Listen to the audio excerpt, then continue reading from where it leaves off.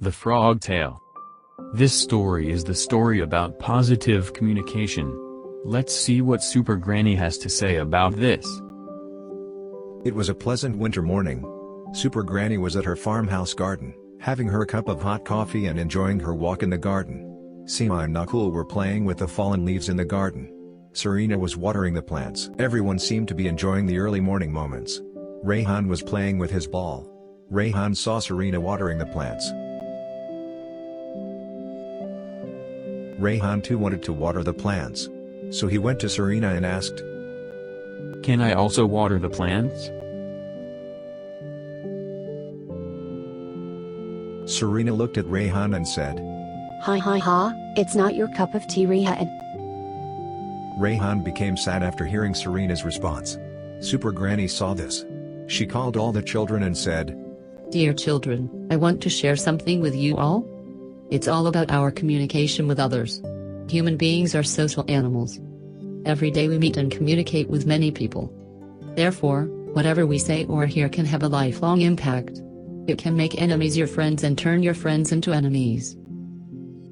Good communication makes life less stressful, solves problems, builds family ties, gets you friends for life, makes every moment more pleasant, and sets the stage for future experiences. If you have friends with whom you can communicate well, you will be able to manage various difficult situations in life with ease. Let me tell you a story for this. Children were very happy to hear that. They happily agreed to listen to the story that Granny had to share. Granny, what a great idea. Let me call other friends too. As soon as Rayhan announced that Granny was ready for her storytelling session, other children too came running to join the story group. Granny, we too want to listen to your story. All children quickly sat down to listen to the story that Granny had to share with the children. Granny, we are eagerly waiting for your story.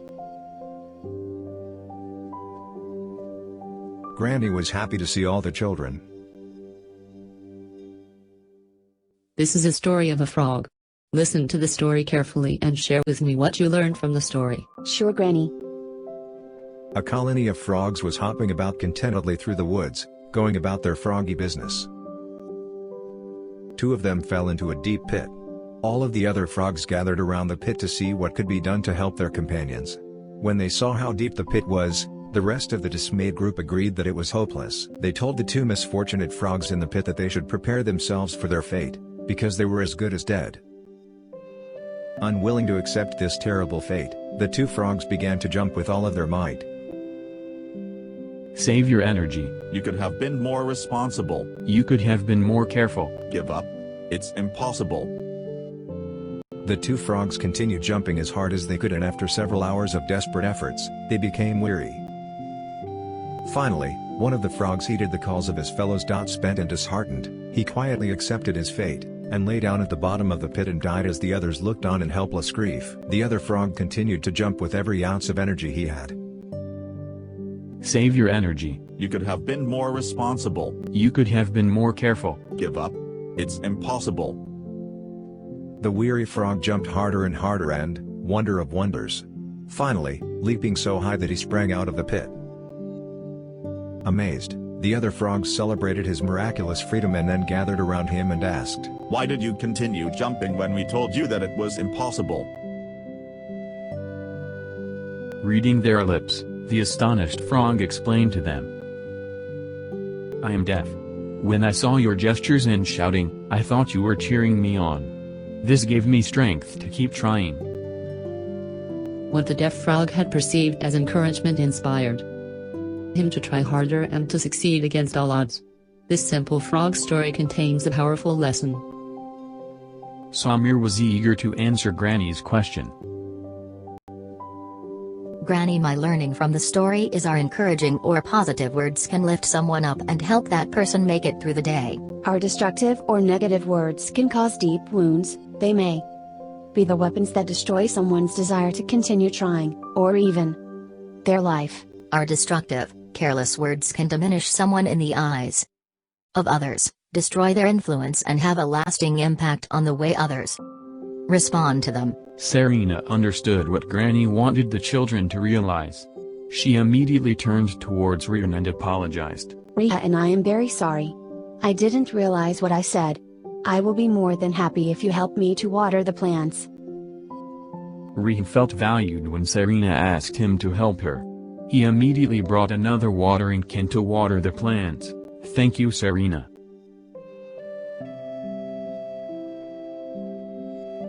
Yippee! It's so much fun. Mahatma Gandhi rightly said, keep your thoughts positive, because your thoughts become your words. Keep your words positive, because your words become your behavior. Keep your behavior positive, because your behaviors become your habits. Keep your habits positive, because your habits become your values. Keep your values positive, because your values become your destiny.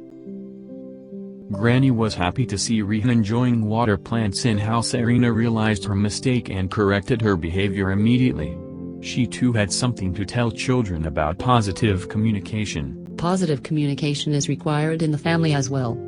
If daughters or sons can talk to their parents about their hobbies, their friends, their school days, they will be more likely to talk to their parents about the bigger issues of life.